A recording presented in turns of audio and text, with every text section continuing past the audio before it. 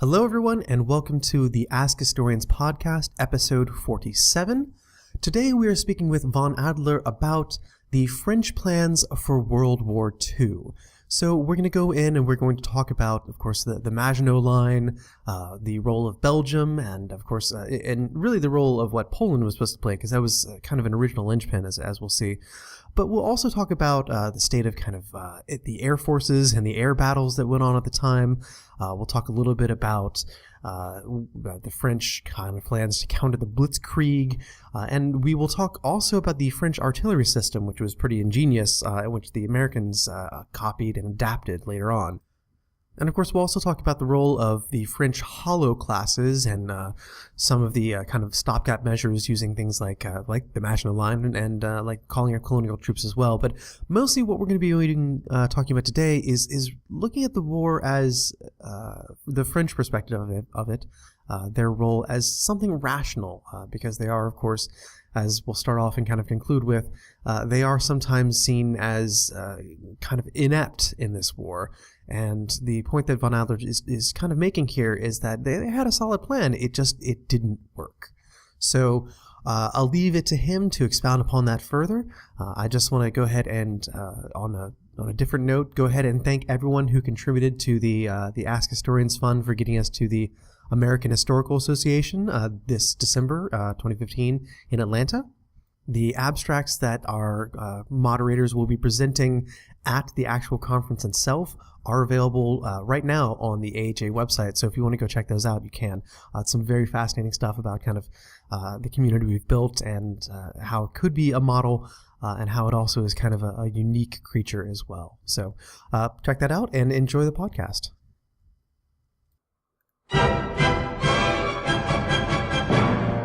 Welcome to the Ask Historians podcast. Hello and welcome to another episode of the Ask Historians podcast. Today I am here with Vonadler and we're going to be talking about the French plans for World War II. But before we do that, Vonadler, why don't you go ahead and tell us what got you interested in this subject? Well, I've always been very interested in history, especially history of war and warfare. And I have a bit of a affinity for small countries, underdogs and defeated countries and their militaries and their, the reasons they were defeated. So the fall of France, of course, is one of the greatest defeats in history in 1940. So that's piqued my interest a long time. We're going to be talking about the France here, which, I mean, famously France has a reputation, or at least a modern reputation, for being not perhaps the most successful in warfare, although as anyone who studied World War I will tell you that they really fought quite ferociously then. But how much were the French planning ahead for World War II? I mean, we now know it was inevitable, but were they thinking that, yes, war is coming again? They were from about 1937 or so. You can see that if you study the French military budget, which practically doubles between 1935 and 1937, from 10 billion francs to 20 billion francs per year. So yes, they knew war was coming. In 1939, they were spending more than 20% of the GDP on the army. Yeah, and what were these expenditures going towards? Well, mainly it's they were developing new battle rifles, they were developing new tanks, they were expanding the air force, and they were expanding the navy as well. They had a huge slump in the military spending during the Great Depression, and they were trying to catch up. Mm-hmm. And, I mean, were they keeping tabs on, Germany at this time? Because clearly they thought that Germany would be the... they didn't think that England would be invading, I guess you could say. Yeah, probably not. Yes, Germany was, of course, the main enemy, and after Hitler reintroduced German conscription in 1935, that's when French military spending starts increasing in a reply. Mm-hmm. And so at this time we also see the building of what's now known as the Maginot Line, right? Yep. Yeah, so go ahead and tell us a little bit about that. Well, the Maginot Line was a series of heavy fortifications along the Franco-German border in Alsace-Lorraine, or as it had been called, Elsass-Lothringen, when it was German rule before World War I. Basically, the French intended it not as a wall or undefeatable fortress to hide behind, but it was meant as a force multiplier. because France had a lot lower population than Germany. In 939, the French had 41.5 million people, and Germany had 79.4 million people. So it's almost twice the population, and that means twice the number of soldiers as well. The French also knew they had coming a series of what they called hollow classes, because they had such large casualties of young men during World War I.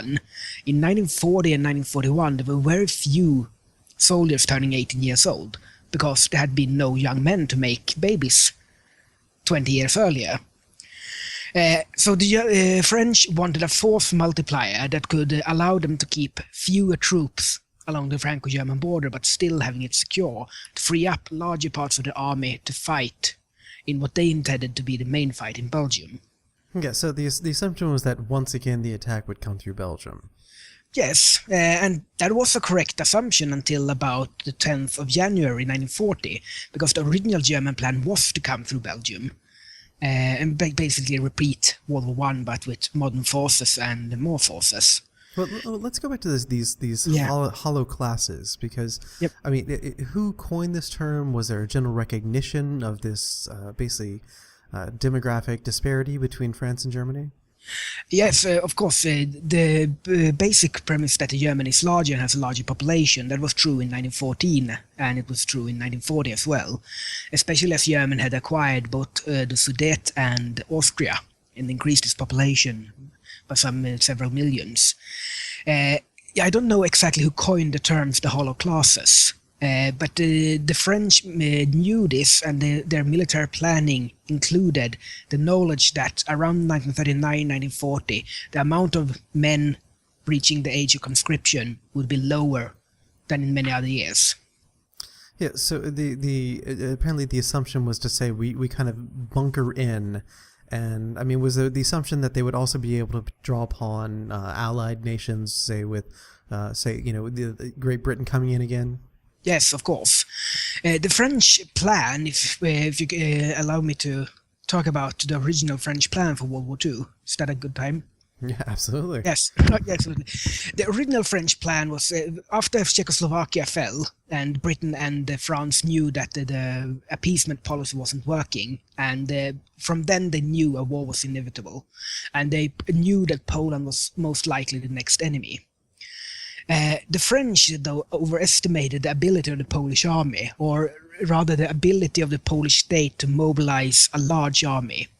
They thought Poland would mobilize about 80 divisions, and it was never about 60.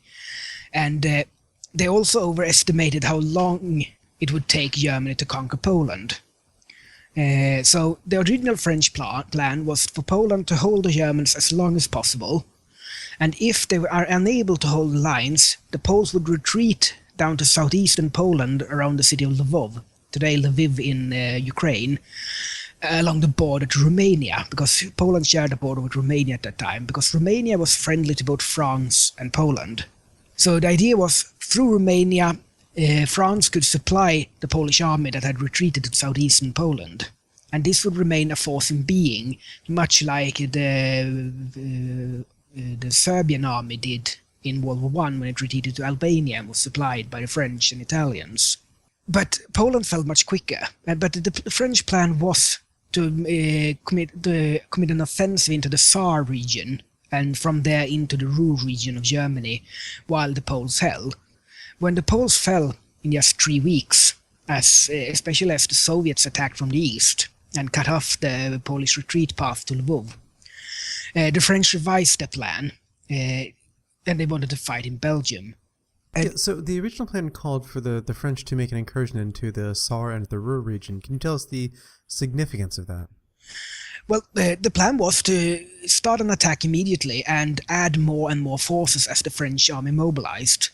The French had a decent standing army, but they needed some time to fully mobilize the troops to create a 1 million man, 2 million man army. And they started an attack into the Saar region and attacked the half-finished German Siegfried Line. Which was kind of an equivalent fortification on the German side to the Maginot. Yeah, well, it was much weaker than the Maginot Line, but it was strong enough for the Germans to hold. the French in the Saar region. And the French intended to add more troops and break through here, but when Poland fell and the Germans started transferring troops from Poland to the border, they abandoned this plan. Yeah, so before this, there was a period, I think it's called the phony war or the fake war, when France is basically watching, Poland has fallen, but there's no active combat going on, correct? Yeah, well, on the ground, yes. In the air, there was a lot of active combat. Could you tell us about this air offensive then?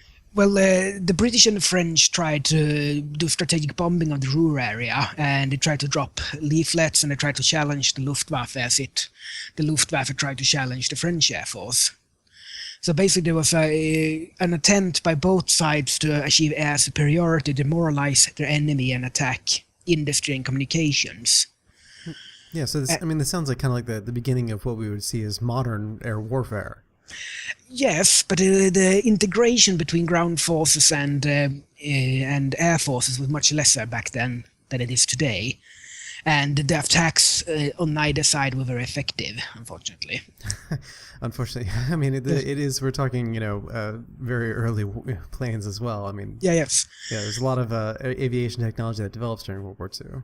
Absolutely. The Germans would get very much more effective during the actual campaign when they were doing close support for the ground forces. Yeah, so when the French realized that their plan to have the Germans tied up in Poland for as long as possible so they could, advance into the eastern parts of Germany was basically not going to happen, no longer reality. You said that they decided, okay, well, they're going to come through Belgium, we'll fight them there, but who was making these decisions, and how quickly were these decisions coming along? Well, the French General Staff, General Gamelin mainly, making these decisions. And they were sound strategic decisions, because since Germany had the potential of mobilizing more soldiers than France had, the French wanted to make sure they had the British army, their own colonial forces, and the Belgian army on their side when they challenged the main German army. And since with the Maginot Line, it was very unlikely that the Germans would come through the Franco-German border. So there were only one more place they could come to, and that's Belgium. The French heavy metal industry, coal and iron mines, are mainly located just behind the Franco-Belgian border. During World War I, this region has been occupied by the German army, and the French suffered a lot of problems because they had a hard time getting enough steel to construct weapons and wage war. They had to buy iron ore and coal from Britain and America to do this. So they wanted at all costs to avoid having their metal industry occupied by the Germans in this war. So that's why they wanted to move the fighting into Belgium instead of into France. Yeah, well, was there any talk about maybe extending the Maginot Line or, building some sort of equivalent fortifications along the Belgian border? There were some fortifications at Sedan, where the French tried to hold the Germans in 1940, but there were some talks, but there were also some political concerns, because the Maginot Line was built mainly in 1930 and 1934, and back then Belgium was allied with France, and building a heavy fortified line along the Franco-Belgian border would send a message to Belgium that, well, we're not going to help you, we're going to stay behind our fortifications, which would be politically very damaging to this alliance. And they still wanted the Belgian army on their side. The Belgians had the option during World War I to surrender or even just march aside, which they did. They were driven back to the area around Antwerpen, and did not figure into combat when in the decisive moments at Marne 1914. And the French wanted the Belgian army in the fight. So building the Maginot Line along the channel would be politically infeasible. It would also be built right on top of much of the industry they wanted to save, because it's right behind the border, and it would be within artillery distance for the Germans. And then so even if they had built a defensive line there, they still could have suffered artillery attacks. Yes, their industry would still suffer attack. Yeah, so I want to loop around back to something you said about the colonial troops, or in a second though. But first I want to focus back on Belgium. This may be a bit of a digression, but was there a region that was there a reason that Belgium was not quite as cooperative with the French plan as they could have been? Well, Belgium withdrew from the alliance in 1934 and declared itself neutral because they had the idea that being allied to France would draw them into a battle with Germany one way or another, and they thought maybe if we're neutral, we won't be a battleground this time. It didn't work, but they thought so, and they tried it. They haven't tried it again. I mean, in retrospect, I mean, that seems a little... a little optimistic. I mean, isn't that not kind of the same thing that happened in World War One? They said no, we're neutral, and they still got marched through. Yes, basically that's what happened then. But in World War One, that had been a disastrous mistake by the Germans because that brought the British into the war because the British were guaranteeing Belgian neutrality. So they thought maybe Germany won't do it this time because it was such a mistake for them in the First World War. So. And this time the British were already kind of guaranteed if France was attacked, correct? Yes. Yeah. So to loop back around to what you said about the colonial troops, this seems like it would be a possible solution to this problem of the hollow classes, because this time France has very wide colonial holdings, correct? Yes, it does. It's all French West Africa, Indochina, and French Equatorial Africa. Sorry, it's a hard word to say for a non-native speaker. Yeah, so, I mean, was there any attempt to mobilize troops from, Equatorial Africa? Well, yes. See,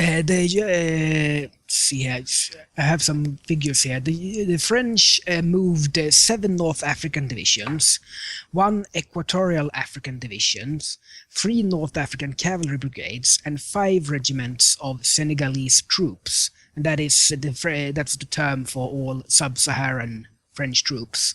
They were all called Senegalese to have in France and help them defend France proper. And so, I mean, was this seriously considered as a way of shoring up the manpower? Like, was this seen as a solution, or was this seen as more just kind of a stopgap? Well, especially the North African troops were viewed as very, very good troops. There were some of the best French troops, and they were viewed as some of the best troops because they were volunteers, and the French troops were conscripts. So they were viewed as very high-quality troops. And I have not read any really specific comments on the French government or French establishment on this, but it's obvious they use a lot of more trained and equipped a lot more colonial troops before World War II than they did before World War One. When the French started, when the Germans started coming through Belgium, I mean, if that was the assumption anyway, was there a particular plan on how to stop them, tactically at least? Yes, the French had developed a very advanced artillery system during the later part of World War One. Basically, when you want to fire artillery at someone, say you're under attack, you have a phone, you call that your commanding officer and say, "Help, we're under attack, we want artillery fire on the enemy."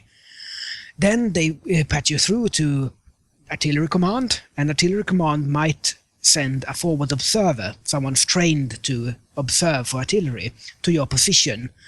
And he gets in contact with the artillery battery, and the artillery battery fires 1 shell. He checks where it lands and tell them, no, you need to go 300 meters shorter, 200 meters to the right.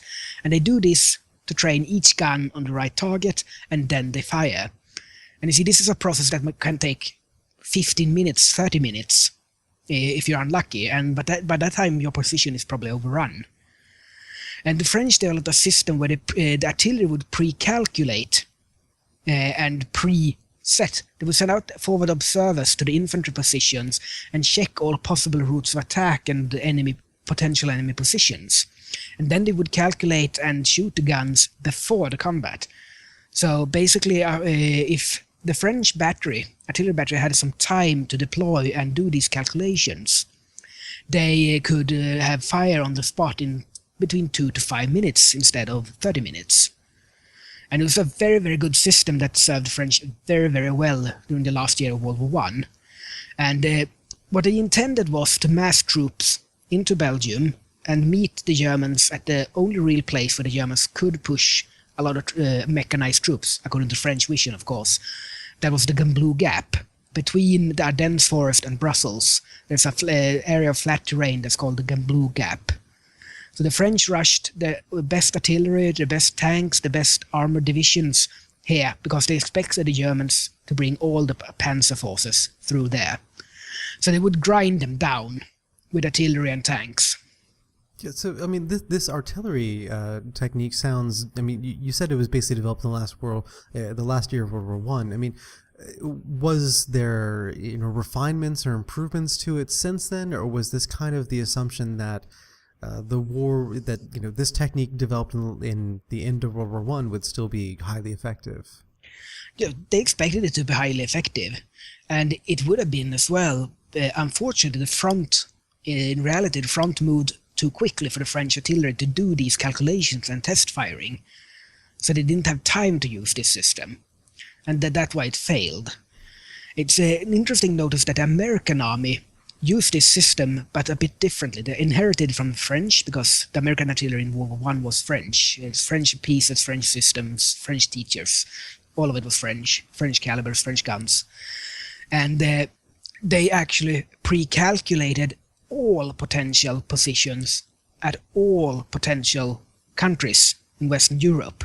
So instead of placing that battery down and then calculating, they placed the battery down and pulled out the correct already pre-made calculations. This is an enormous amount of data, and that's why the American artillery in World War II was extremely effective. So, you mean the Americans basically had a huge grid system across the entirety of Europe? Yeah. The French, I mean, famously, of course, the German advance was, the Blitzkrieg, the Panzer Blitzkrieg, particularly. Yep.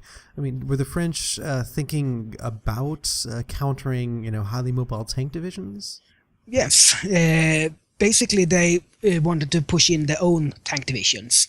The French had 7 armored divisions, and they were specifically intended to fight the German armored divisions. And these were highly mobile, highly mechanized formations. They had a prototype APC, armored personnel carrier, at a much larger extent than the German panzer divisions had. They had better tanks. They had usually better artillery and artillery systems to support their armored divisions.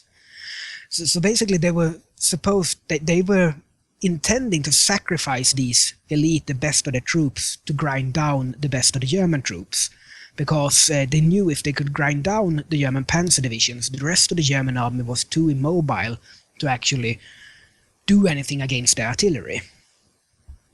Yeah, so also at the same time, I guess there was an idea that they would be able to bring in the British to help kind of aid in this, kind of grinding down as well, correct? Exactly. That's a part of the reason why the French did nothing during what's called the Phoney War. Because the British army had abandoned conscription after World War I, and they didn't reintroduce it until January 1939. So in October 1939, when the British army deployed to France, they only had 4 divisions. And it's compared to about 100 French divisions. So basically the French were waiting for the British to mobilize and train the troops, and they were waiting for the Germans to attack Belgium so they would have the Belgian army on their side. To loop back around onto the Maginot Line, because I know it seems, I think the reputation of it is kind of this enormous, I guess you could say colloquially, boondoggle, a giant waste of money and men. But I mean, it seemed like it did do its job, and at least in funneling the Germans through Belgium. I mean, but was it as effective as the French had hoped? Yes, the French never expected the Maginot Line to be directly attacked and attempted to be broken through. It was intended to funnel the Germans into Belgium, so they knew they don't need to man the Franco-German border that much. And as a boondoggle in resources, one should be aware that the Maginot Line costed about 5 billion francs to build, and the French military budget between 1931 and 1939 was 216 billion francs. So the Maginot Line was about 2 to 2.5% of the French military budget at the time. So it didn't cost the French that much in resources. Yeah, but what about manpower, of course? Well, the forts need less men. If they didn't have the Maginot Line, they would need to have more men at the Franco-German border to defend it. Mm-hmm. Yeah, so I mean, it was a manpower-saving operation, I guess you could say. Yes, that was the intention. Yeah. So, I mean, we have all these plans going on in being altered at the same time, but I mean, what was the intelligence like on either side of both the Germans and the French? I mean, did the French know what the German plan was? Did the Germans know what the French plan was? Well, basically, the problem is that the amount of troops involved meant that there are only certain places troops could go. You need the infrastructure to support and supply them, and they need the roads to travel on. You could make an assumption, as the French did, that the Gembloux Gap is the only place the Germans can push a lot of armored panzer divisions through Belgium. And the Germans did come to the Gembloux Gap, and they did come there with the panzer divisions, and they were stopped by the French army. But it was a minority of the German panzer forces that came through there. The most German panzer forces went through the Ardennes instead, which the French were not expecting. The Germans had a basic idea what the French plan was, and the French had a very good idea what the German original plan was. As I might have mentioned, a German plane carrying the German original plan crash-landed in Belgium in January 1940 in what's called the Mechelen incident, on the 10th of January 1940, I think. And of course, this looked exactly like the French expected. And they said, yes, now we have confirmed that what we were expecting is actually going to happen. Of course, that triggered a change in German plan, and von Manstein's plan to attack through the Ardennes forest instead and push 700 tanks through there was adapted instead. And so was there any idea by the French that, we have this plan, they might change it? Yes, they thought it, but they also thought that the Ardennes forest weren't traversable by large amounts of vehicles. They did place their cavalry divisions in the Ardennes forest to guard against any kind of incursion there. But their cavalry divisions were light formations, didn't have much artillery, didn't have much anti-tank guns, because they thought they're going to fight other light forces in the forest. But the roads in the Ardennes forest proved good enough for the Germans to actually push their panzer divisions through, which the French didn't expect. And they crashed through the French fortifications and forces at Sedan, and then they rushed to the Channel. No, I mean, it's easy to critique this in hindsight, but were there people at the time who were saying that this plan that we have, this essentially, it sounds like basically a replay of World War I, only with, more preparation. But were there people at the time who were saying that, this is not going to work? Well, there were. The French General Georges were... I'm probably not pronouncing his name right, I'm sorry, I don't speak French, was arguing that there should be a larger strategic reserve. And there was a small camp in the French army planning staff that argued we need a large mobile reserve for any occasions. And this was viewed by the other side that wanted to fight in Belgium, that you're going to weaken our ability to grind down the best German forces in Belgium. So basically they said, if we have a large reserve to counter anything unexpected, we're going to lose in Belgium, because our forces there won't be big enough, strong enough. So, there was an idea of commit everything not only to the Belgian border, but inside of Belgium. Yep. Otherwise we have nothing. Exactly, because one of the problems the French had during World War I was that they tried to defend the Belgian border and tried to attack the German border, the Franco-German border, and they weren't strong enough to do both things against the Germans. So they wanted to avoid doing that mistake. Yeah, so was there any idea of perhaps having like a fallback point, like a second line to fall back to? Well, yes, there were. They had several planned lines inside Belgium and even outside Belgium in northern France. The problem was, by the time the French army was aware that they had a problem, those lines had already been flanked by the German panzers that were rushing to the Channel. It isn't much point having a new line facing east with the enemies behind you in the south. Yeah, so I mean, they had fallback lines, but they were somewhat ambitious in how little they might have to fall back then. Yes, exactly. Yeah, and what about the Germans? I mean, do they have an idea of, were their plans? Did they have plans for what might happen, what they might do if this initial push through the Ardennes didn't work? Not that I'm that much aware of. The Germans were very quick to adapt to new situations. That was the main strength of the army and the staff work. So they didn't do much of contingency plans in case this fails. They reacted when it failed and checked what is the opportunity, what can we do now. The original German plan called for an advance to the Somme River and occupation of Belgium and northern France, and then consolidation and attack from there, depending on what was the best option. Which, I mean, apparently the best option was to continue right on to Paris. Yes. Yeah, so, I mean, how much was this, I mean, at least in France, I mean, how much was this a matter of kind of public debate or public discussion as opposed to simply kind of like top secret military plans? It was not the general idea of not doing the mistakes of World War I was, of course, a matter of public debate, but, the finer plans were secret military staff planning. So basically the French general population knew that this time they would had prepared to not repeat the mistakes of World War I. Mm-hmm. And they had a pretty good confidence in that, but the details weren't public known, of course, because then the enemy would know it. It seems that this very defensive French plan was meant to kind of basically just last out the Germans until France could basically mobilize allies and then I guess kind of bleed the Germans dry again? Something like that. The French knew that if the Germans were blockaded by British and their own industry was mobilized, the Franco-British army with support of Belgian army as well could grind down the German army.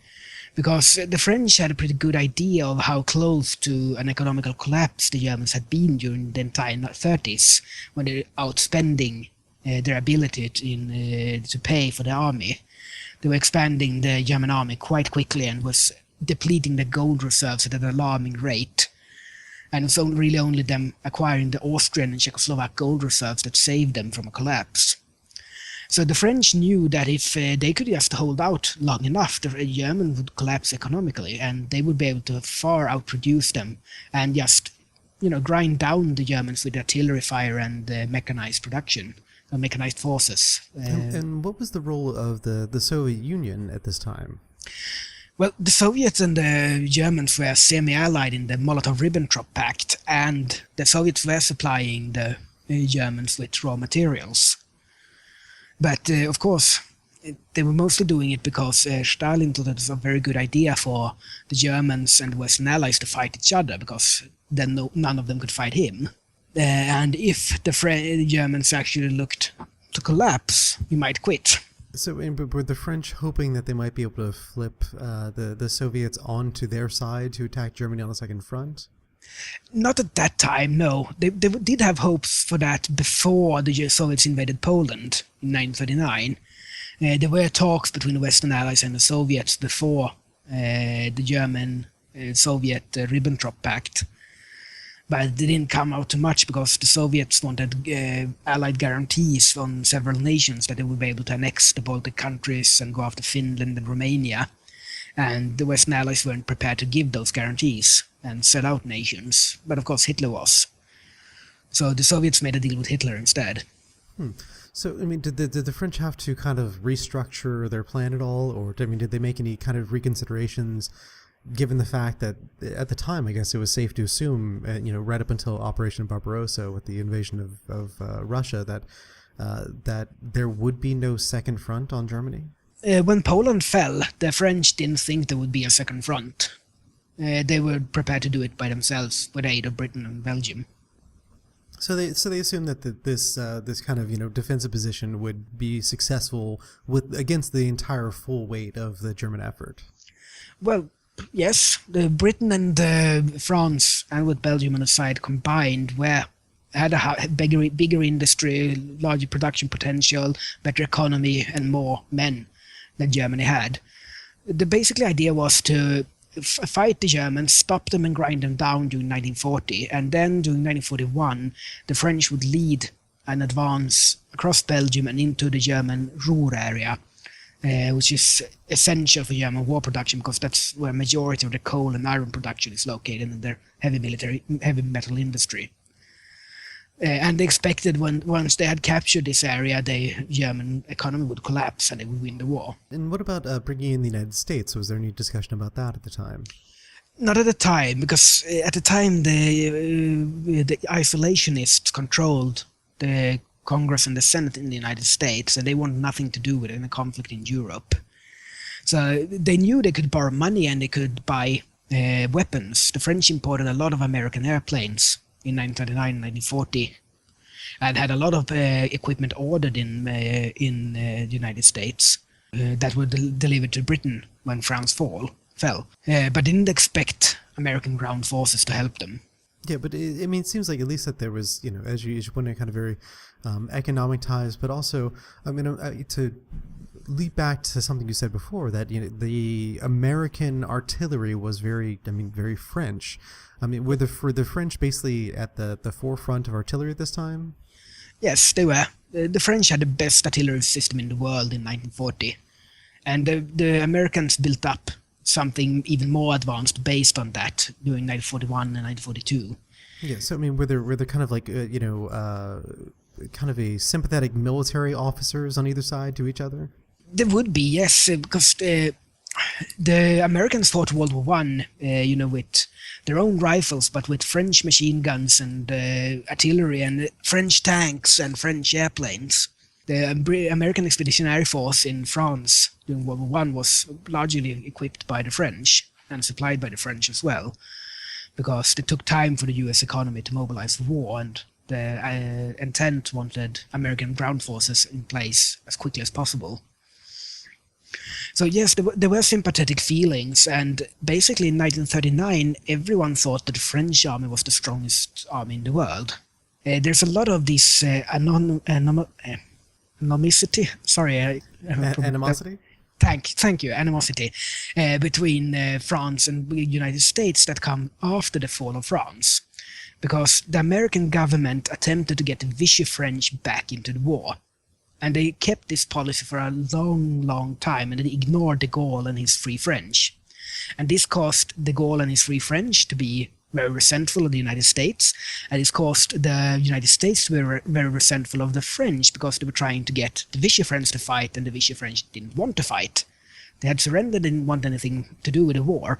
So the Americans were trying to get the wrong French to fight during World War II after the fall of France. So, and de Gaulle's Free French were very resentful because they weren't getting any support from the Americans. Had this plan worked, had the French and with British support been able to basically halt the German advance and then turn it back around and advance into the Ruhr region, take the German industrial zone, and then force the Germans to surrender. Were there plans beyond taking the Ruhr area? Well, not a lot of plans, because that would be in late 1941 or so, and the French plans were made in 1938 and 1939. Basically, the French long-term planning was, we're going to make sure Germany is kept down this time. They probably planned to separate the Ruhr area from the rest of Germany, to make sure Germany could not use that industrial production for war anymore. But they had probably the right assumption that without the Ruhr area the Germans could not wage war. And so they, once they had captured it, if the plan had worked, Germany would have to surrender, or they would just roll on to Berlin and occupy it, because the Germans would be unable to have much resistance against that.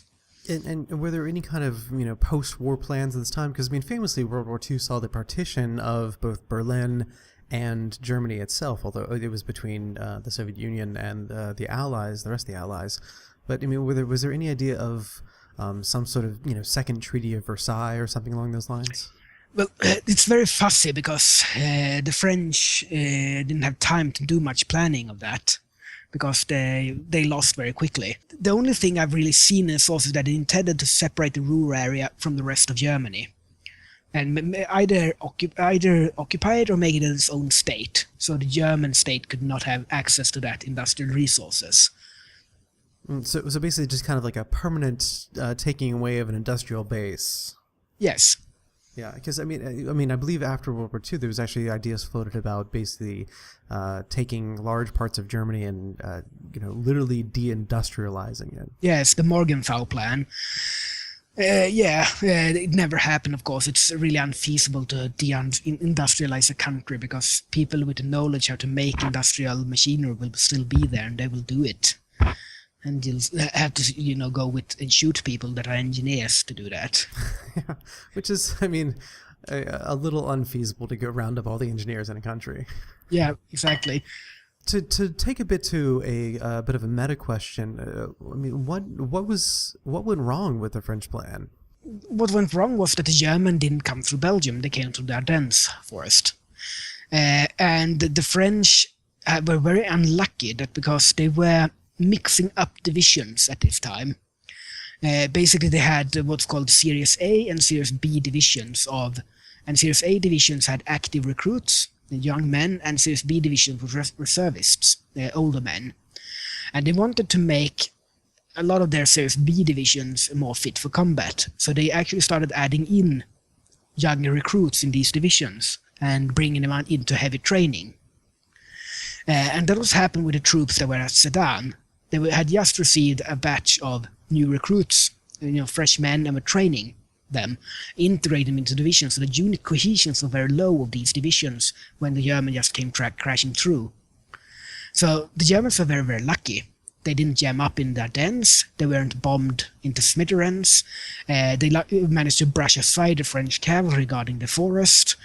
The French didn't react quickly enough, and also, the German commanders disobeyed orders. They were supposed to push across the river at Sedan and then wait for the infantry to catch up.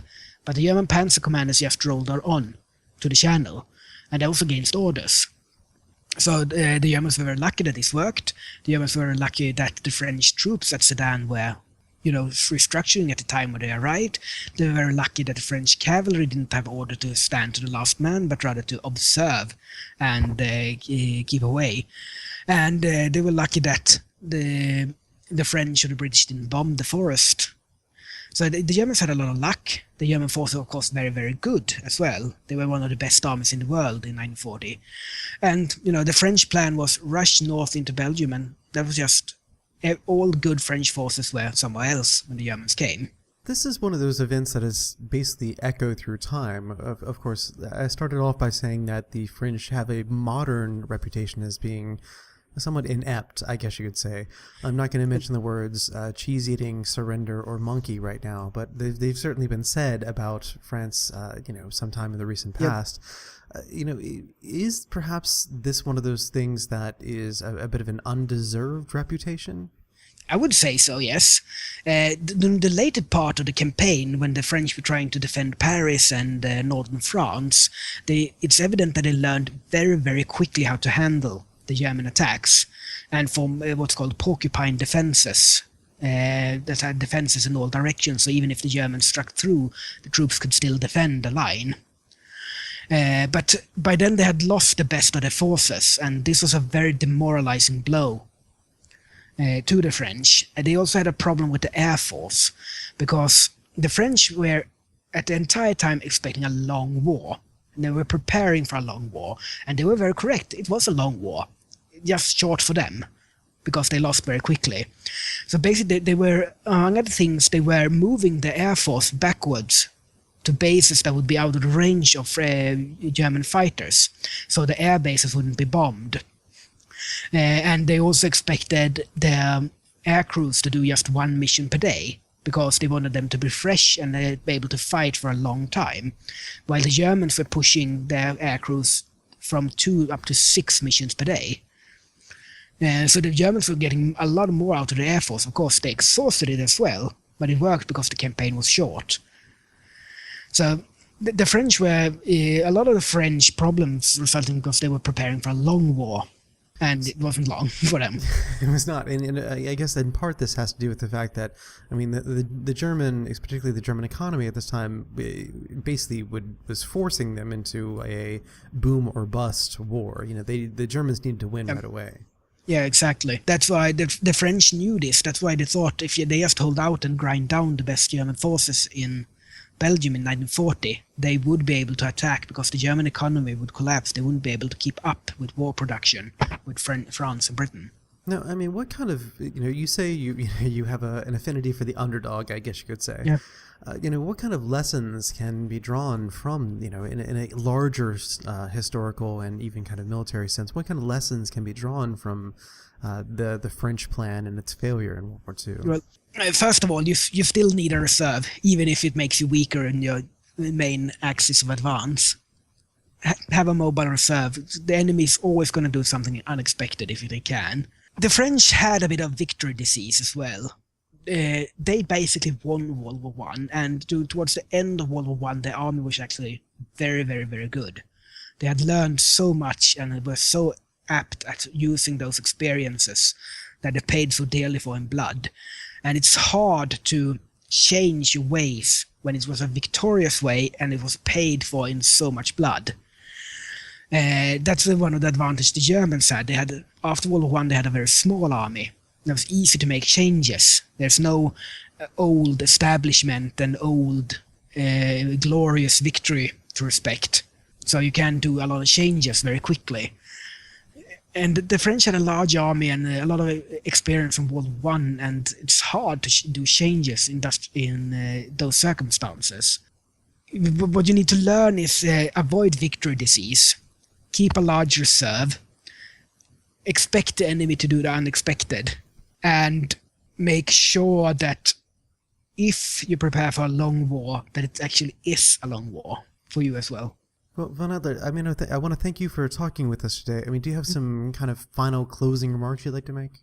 Well, yes. What I would like to say is that the French plans and how the French acted during this era was very, very logical and very, very sensible. And it would, if the Germans hadn't changed their plans after the Mechelin incident, it would have been the right plan and the right way to act. And the French prepared for a long war. The war was long, but not for them. And they're unfortunate for that. But I don't think they weren't inept, they weren't cowards, and they were certainly not surrender monkeys. Although there was some cheese eating. Yes, there were cheese eating. Well, Vonadler, thank you for speaking with us today. Okay, thank you very much for having me here. And as always, thank you for listening and questioning and commenting and coming by the discussion posts and just generally being a part of the Ask Historians podcast yourself. Again, we do this, the Ask Historians moderators, we do this because we think it's a good public service and because, of course, we are completely full of ourselves and thinking that we can provide a quality product all the time. And we hope we succeed more than we fail. And I do this because to feed my own ego. And to hear my own voice, which I'm surprisingly getting used to. But most of all, we do this because we get so much feedback and appreciation from listeners and from people on the sub saying that they enjoyed the podcast, they loved the episode, and they look forward to hearing it come out. So thank you for all your comments. I hope you enjoyed this episode. If you want to peek into kind of what happened after this episode, you can go all the way back to the Ask Historians podcast episode 15, which is an earlier podcast of ours, when I kind of just started taking over the show, and where we covered the actual Battle of France. That was actually a fairly popular episode, so I'd recommend going back and listening to that one. That one is a good episode as well. But I hope you can see in what Vonadler was stressing throughout this is that, again, to return to what I pointed out at the very beginning and what he pointed out throughout, is that the French had a plan, and it was a good plan, except they had some structural problems with the hollow classes, and they overcommitted to one strategy, and so when that strategy didn't work out, they didn't have much to fall back on. So it was a rational plan. It just didn't work, and so it's kind of, I'm not aiming to get a whatever the equivalent of a Medal of Honor from France is, although I would not turn it down. But just to point out that this idea that, France was completely inept and bumbling and, standing around smoking cigars and eating cigarettes, I guess you could say, and eating brie while the Germans just kind of rolled through into Paris is a little, it's not in line with the actual historical facts. So I hope that came through loud and clear, and you got a little bit more insight into what the French were thinking at this the very beginning phases of World War II, and also a little bit about that kind of amazing artillery system as well. Again, that was the French. When I heard the French had, were kind of like pre-planning out firing solutions, I thought, why didn't everyone do that? And then when I heard the Americans mapped out the entirety of Europe, I thought, why would you do that? But it makes sense. So in 2 weeks, we will be shifting gears and heading to Western Mexico. We will be talking to Mictlantecutli about the shaft tomb cultures of West Mexico. And so that's going to be talking a little bit more of an archaeological bent, but it's again something that the Ask Historians podcast tries to do, which is to bring you information on stuff that does not get covered in other podcasts. So I hope you enjoy that, and you'll come back and tune in. Until then, feel free to rate and review us on iTunes. That, of course, works some sort of black magic where the ghost of Steve Jobs makes exponentially more listeners start listening. You can rate and review us on whatever streaming service you use.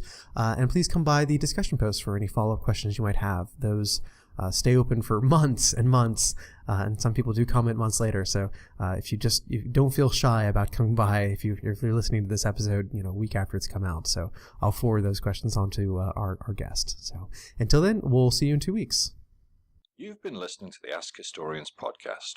For more history like this, visit us at reddit.com/r/askhistorians and ask over 100 historians and enthusiasts anything you want to know in history. Find us on Twitter as @AskHistorians and subscribe to the show on iTunes. Or visit askhistorians.libsyn.com. Thank you very much for listening, and join us next time on the Ask Historians podcast.